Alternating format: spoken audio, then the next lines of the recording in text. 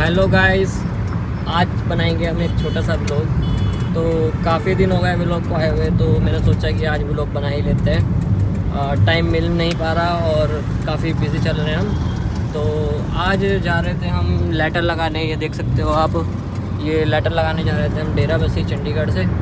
तो ये छोटा सा व्लॉग रहेगा हमारा।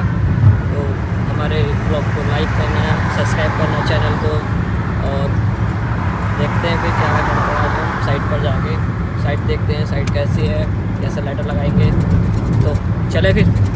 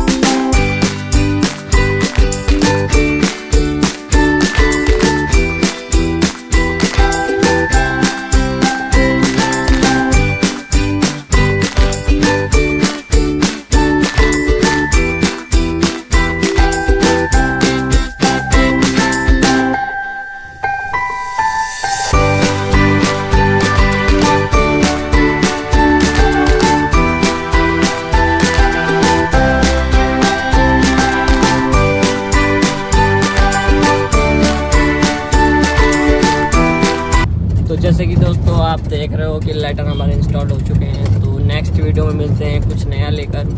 तो हमारी वीडियो को लाइक करना और चैनल को सब्सक्राइब करना ना भूलें।